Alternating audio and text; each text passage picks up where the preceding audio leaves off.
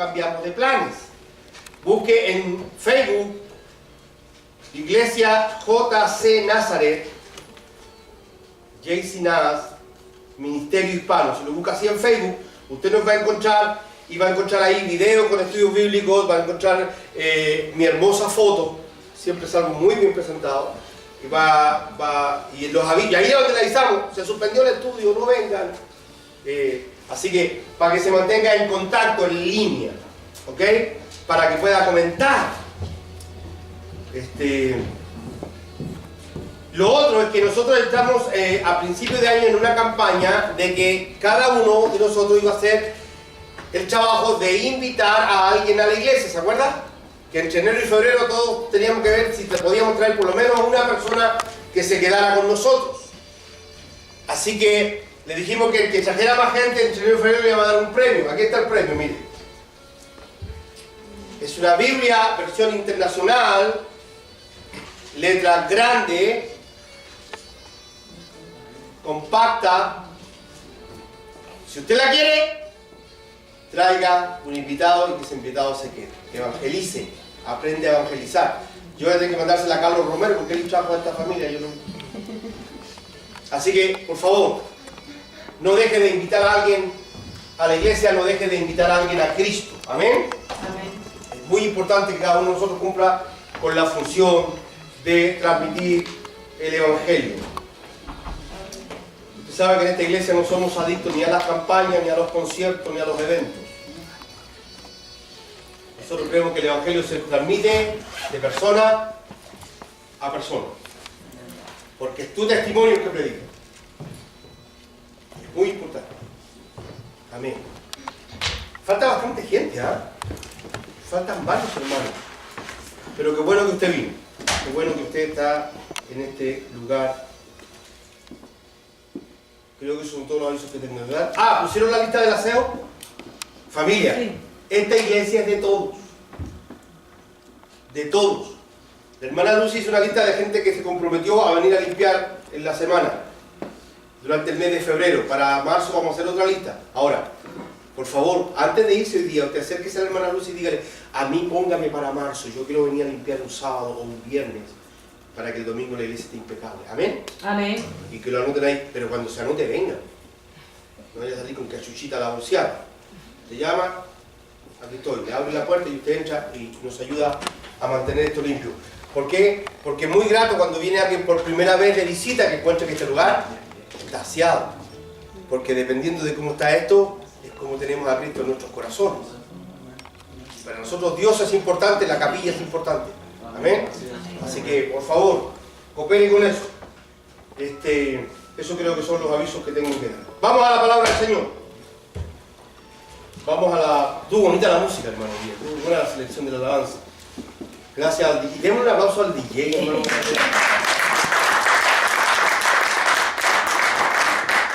Todavía estoy esperando las arepas. Yo confío que Dios algún día va a cumplir mi sueño. Amén. Amén. Estuvimos durante 3 semanas hablando de doctrinas, explicando qué es y qué no es una doctrina. Y tratando el asunto de las doctrinas, nos metimos en un cuento bastante complicado. A mí me gustan los cuentos complicados. ¿Qué es esto de cuando nosotros hacemos doctrina de nuestras propias experiencias? Y entonces...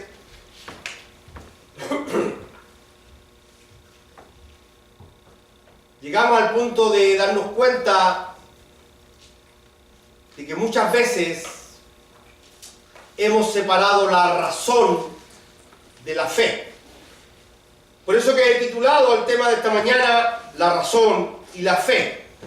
Ese es el título de mi sermón. Y entonces quiero hacer una pregunta retórica. ¿Cree usted que una persona intelectual puede ser una persona de fe? ¿Puede un ingeniero nuclear, un astronauta, puede un neurocirujano ser una persona que crea en milagros? ¿Puede un intelectual, un erudito, un filósofo, puede un arqueólogo, un historiador, ser un hombre que crea en el poder de Dios, una mujer que crea en el poder. ¿Puede un científico ser un hombre de fe, una mujer de fe? Yo sé que cuando yo estoy preguntando esto, muchos de ustedes asintieron con su cabeza. Sí. Claro, porque en esta iglesia le hemos enseñado que la fe y la razón pueden ir de la mano. Sin embargo, yo le puedo decir que a lo largo de la historia del evangelismo en Latinoamérica, y voy a hablar de Latinoamérica porque es lo que yo conozco, de una u otra forma, la iglesia le ha enseñado a los pastores, de alguna u otra forma han enseñado de que la razón y la fe no son compatibles. Y nos han enseñado de que un hombre de fe cree sin preguntar, cree sin cuestionar, cree sin analizar. Solo cree. Usted tiene que creer. Y hemos llegado a tener lo que se conoce como una fe ciega. Yo creo ciegamente en Dios. Pero ¿es bíblico creer ciegamente?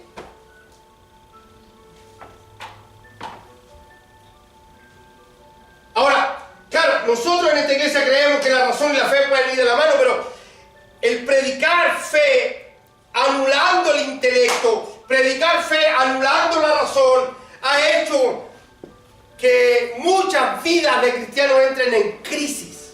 Te explico. Cuando tú vienes a la iglesia y alabas a Dios y crees en Dios y escuchas la palabra, tú la crees, la aceptas y la disfrutas, pero tus hijos van creciendo. Y en la escuela dominical al niño le enseñaban que un pez grande se tragó a Jonás y no hay ningún problema.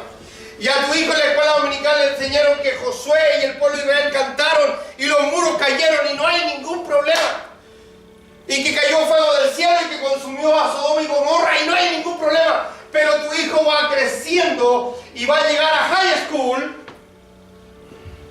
Y en high school los compañeros y los profesores le van a cuestionar su fe y tu hijo no va a tener respuestas. ¿Alguien me está siguiendo? Amén. Porque le enseñamos a creer sin capacidad de análisis. Y llega el muchacho a la universidad y termina descaminándose y yéndose del evangelio, sintiendo vergüenza de la fe de sus padres, porque en la universidad se acabaron las respuestas. Cuando el profesor ateo cuestiona el evangelio, cuestiona la Biblia y dice que la palabra de Dios es un libro de hombres, y ese joven cristiano no sabe cómo responder, cómo defender la fe. ¿Me está escuchando, familia? Porque nos conformamos con ser la mitad de lo que tenemos que ser. La mitad es fuego, candela, gozo, espíritu, dones, manifestaciones, lenguas. Todo eso está bien. Todo eso está perfecto. Pero hay una parte importante de nosotros. Nosotros fuimos creados por Dios con una cosa, no sé si usted lo sabía, pero se lo voy a explicar, hermano. Esto es tremendamente importante. Dios nos creó con una cosa que se llama cerebro. Ya dentro hay neuronas y hay que usarlas. Amén.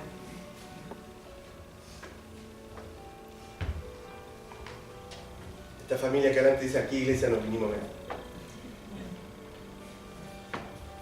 Y muchas de las deserciones del evangelio son porque cuando llega la hora de las preguntas y las respuestas no hay respuestas.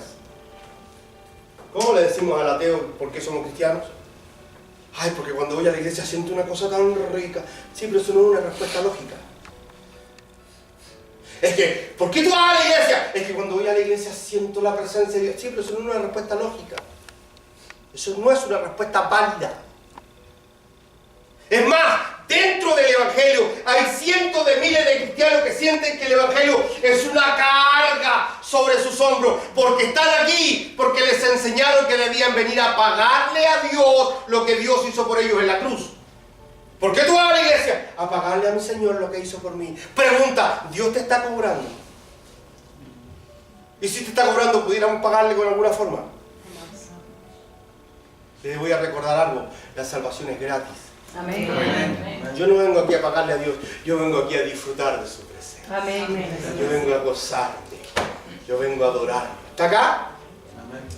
Tengo en mi poder, detente reloj, Tengo en mi poder la carta de un médico que le escribe a un amigo. Un médico le escribió una carta a un amigo. Naturalmente, por razones de tiempo, no puedo leerles toda la carta, pero ese pedazo de carta que vamos a leer dice tanto respecto al médico, a la fe y al amigo, que se la quiero compartir. ¿Cuántos desean que yo les comparta el trozo de esa carta? Amén. Vaya conmigo al Evangelio de Lucas, por favor, capítulo 1, y veamos la carta de un médico a un amigo.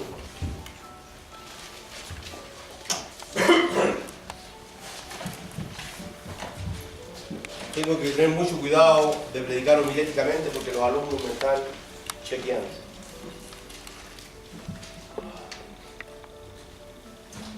Lucas capítulo 1, ¿lo tiene? Voy a leer la versión internacional, puede que a algunos les suene diferente.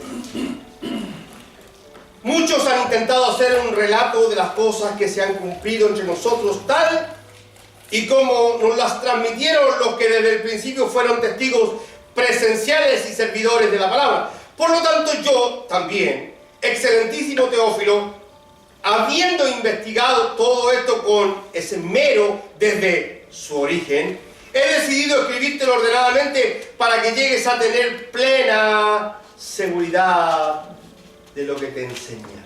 Dios bendiga su palabra. Amén. Amén. Dios bendiga su palabra. Amén. Déjeme destacar tres cosas de este pasaje. Déjeme destacar tres cosas del relato de este médico. Y lo primero que quiero destacar es la razón al servicio del reino. La razón al servicio del reino. No sabemos mucho de Teófilo.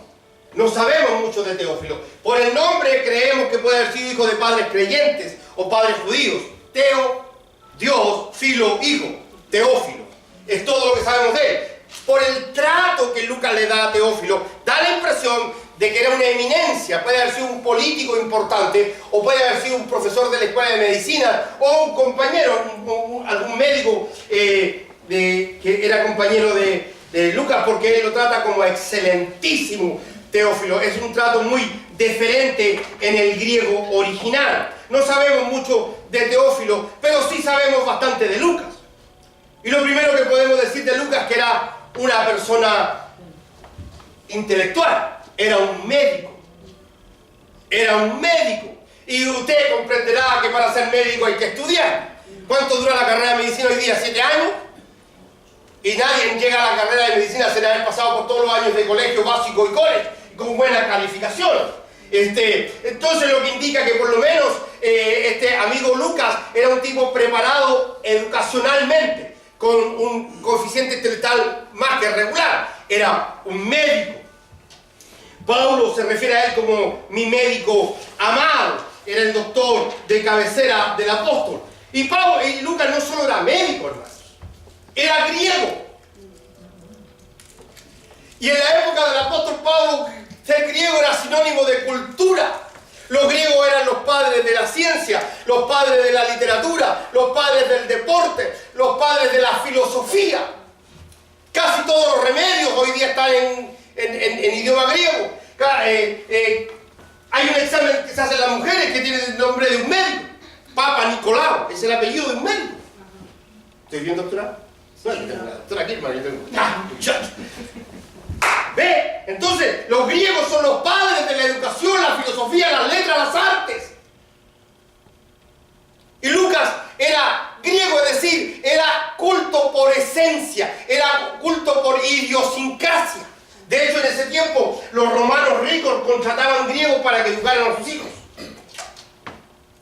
Así que, de solo oír que era griego, ya sabemos que era un hombre culto. Era médico y era griego. Y no solo eso, fue un escritor prolijo.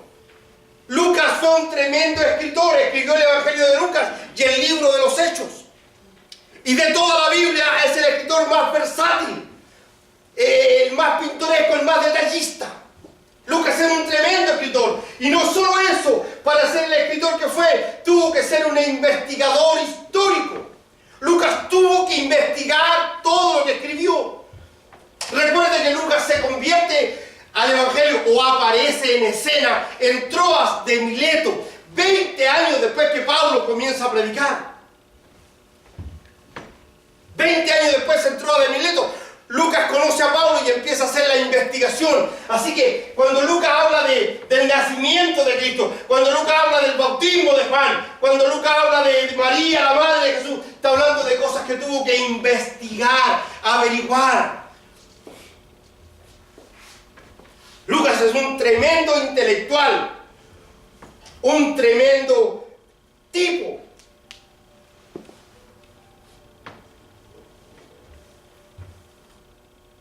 ¿Sabe cuántos evangelios circulaban en la época en que Lucas escribió? Porque Lucas, el relato es muy simple. Dice, muchos han intentado hacer un relato. Muchos han intentado hacer un relato de las cosas que se han cumplido entre nosotros. Lucas no se está refiriendo a Marcos, a Juan y a Mateo, porque no hubiese tenido ningún problema en decir, hay otros 3 hermanos que escribieron. Él dice muchos. ¿Sabe cuántos evangelios circulaban en esa época? Más de 500 evangelios circulaban por Israel. ¿Por qué? Bueno, porque todo el mundo que tuvo una experiencia con Cristo quiso relatar lo que le pasó. Todo el mundo quiso poner en un papel las cosas. En ese tiempo no había teléfonos inteligentes, no había internet. Entonces la gente no se mandaba a WhatsApp. La gente escribía. Era más romántico. ¿Sabe usted que yo todavía le escribo cartas a mi esposa? Ay, qué romántico soy. Fue mucha la gente que trató de escribir su propia experiencia. Me imagino, no está en la Biblia, pero yo me imagino que el ciego Bartimeo quiso contar lo que Jesús hizo con él. Me imagino que el cojo del estanque de Betesda quiso contar. Me imagino que Zaqueo quiso... Ah, a propósito, hay una historia de Zaqueo que me interesa que la sepa. En una oportunidad un predicador, un joven, le dice al pastor que quiere predicar, y el pastor le dijo, déjame prepararte, todavía. No, pastor, yo quiero predicar, déjame predicar, yo sé que yo puedo predicar, pastor, el Señor me está llamando a predicar. Y insistió al pastor, le dijo, ya, el próximo domingo predicas. Y el muchacho empieza a predicar el pasaje cuando Zaqueo se encuentra con Jesús. Y el muchacho, apasionado, dice, y mientras Jesús viene acercándose por el camino, Nicodemo se sube a un árbol para mirar a Jesús. Y el pastor, cuando escucha esto, le dice, no es Nicodemo. Pero los muchachos no le hacen ni caso, sigo predicando. Y Jesús se venía acercando, y Nicodemo, expectante para ver a Jesús, no es Nicodemo, decía el pastor. Y de pronto el muchacho se da cuenta que está equivocado y le dice, cuando Jesús lo mira, le pregunta, Nicodemo, ¿por qué te subiste al árbol de Zaqueo?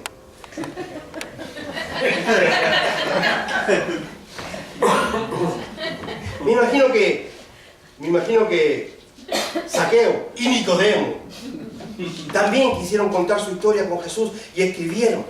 Y entonces Lucas dice, muchos han tratado de contar la cosa como fue. Yo también quise ponerla en el papel, yo también quise hacer, pero Lucas agrega algo que a mí me llama la atención y que quiero destacarlo. Yo, habiendo investigado diligentemente, dice la versión Reina Valera, yo, habiendo investigado con esmero, ahí tenemos a un hombre que le dedicó tiempo, que dedicó trabajo a la investigación. ¿Está conmigo, familia? Amén. No, el Lucas no estaba improvisando como algunos hermanitos. Lucas no andaba inventando como algunos hermanitos. Lucas no dijo, el Señor me reveló, yo siento en mi corazón que así fueron las cosas. No. Lucas dijo, yo investigué, caballero. Cada vez que me tocaba viajar con Pablo a Jerusalén, yo iba a la casa del ciego y le pregunté cómo fue la sanidad. Y me fui a la casa de María y le dije, hermana, disculpe, ¿cómo fue el nacimiento de su hijo? ¿Dónde lo crió? ¿Cómo fue lo del pesebre? Cuénteme para poder anotarlo, para escribírselo a Teófilo. Investigué. ¡Qué dedicación! Fueron años investigando, años averiguando, años anotando. Los papiros no eran gratis.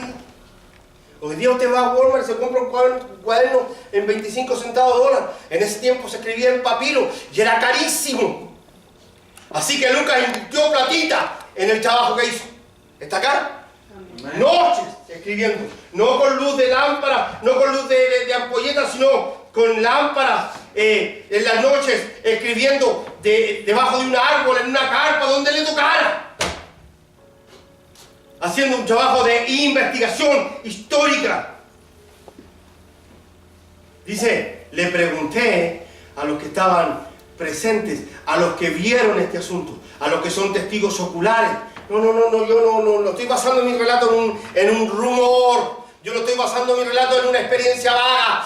Hablé con la gente que recibió el milagro. Estuve con aquellos que se alimentaron cuando Jesús multiplicó los panes y los peces. Yo estuve con aquellos que lo vieron caminar sobre el agua. Yo los vi, hablé con ellos. Yo conozco la historia. Yo investigué.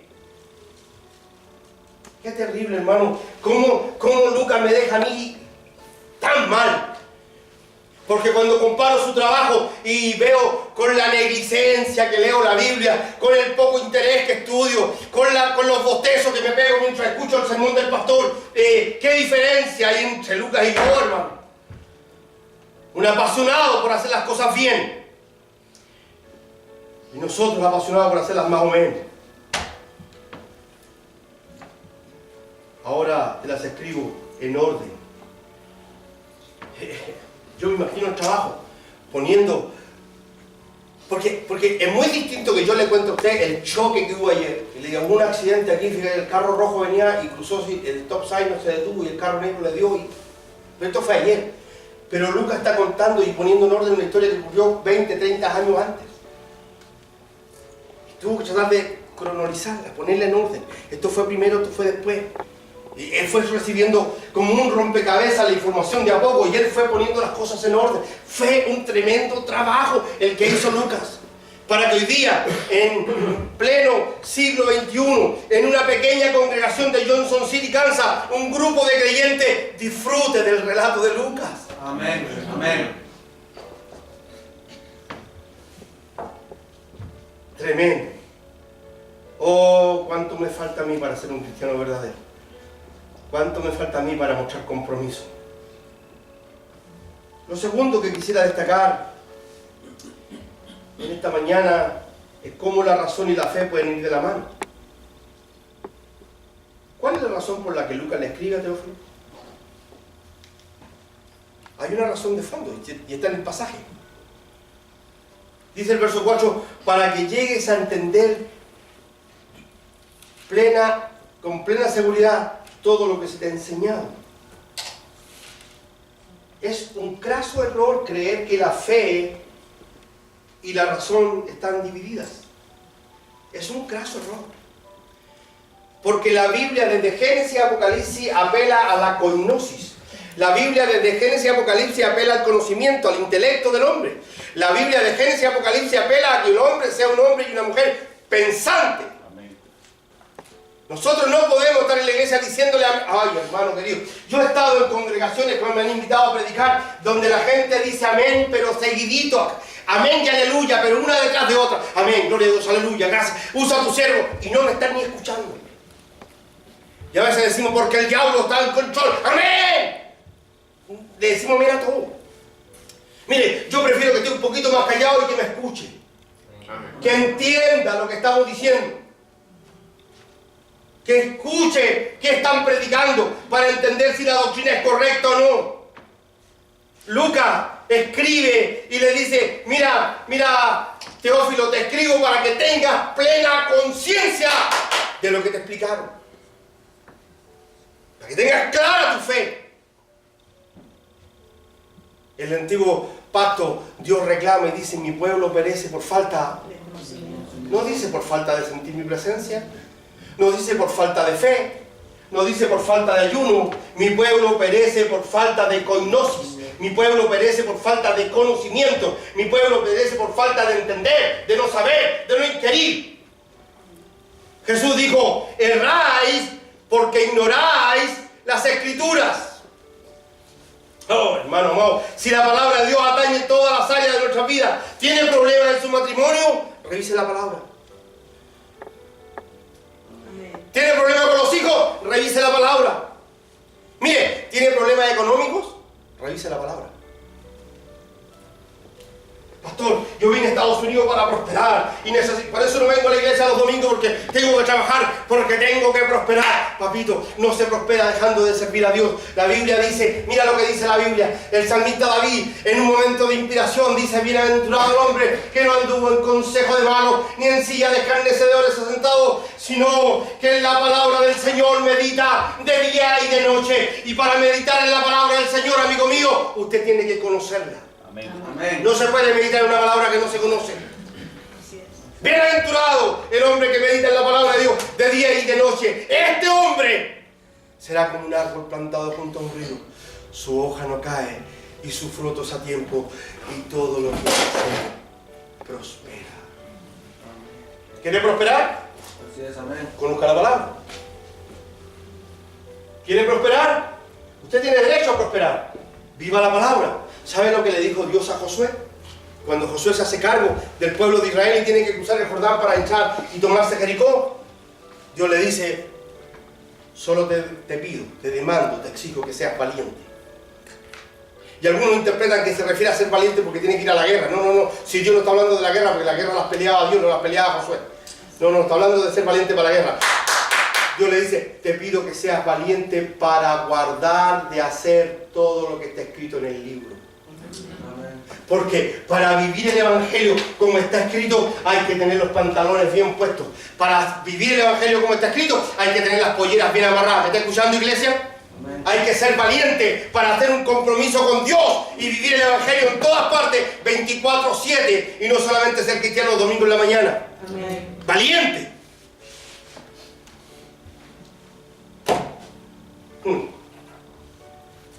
Y Dios le dice a Josué: nunca se apartará de tu boca el libro de la ley.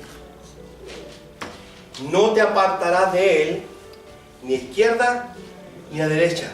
Y entonces harás prosperar tu camino y todo te saldrá bien. ¿Quiere que las cosas le vayan bien? Ay, pastor, tengo planes. Ay, pastor, ayúdeme a orar que tengo planes. Si no le voy a ayudar. ¿Sabe qué le voy a decir? Busque la palabra. Viva conforme a la palabra. Establezca su vida conforme a la palabra. Cría a sus hijos conforme a la palabra. Ponga a su mujer en línea con la palabra. Deje a la vieja aguantarle capricho y póngale la palabra. Amén.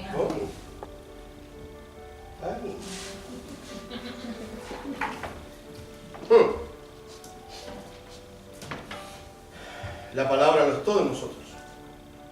¿Sabe qué? Nosotros vamos a ser juzgados por la palabra. Cristo es la palabra. Amén. Habiendo Dios hablado muchas veces y de muchas maneras, hoy nos habla por el Hijo. Entonces, la fe puede ir de la mano de la razón, por supuesto. Por supuesto. Pablo dice: ¿cómo creerán si no hay quien les predique? Y predicar es explicar la palabra. Explicar el Evangelio. ¿Cómo creerán si no hay quien los explique? No, hermano. Un cristiano no puede vivir encogiéndose de hombros frente a las preguntas del mundo. ¿Por qué va a la iglesia? Me gusta. ¿En tu iglesia tienen imágenes? No, ¿por qué? No sé, parece que el pastor las sacó.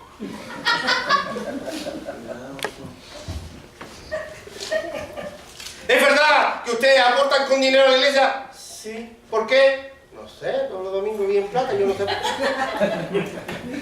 No podemos seguir contestando con un cogiar de hombros. Necesitamos hombres y mujeres que conozcan la palabra, que hablen la palabra, que vivan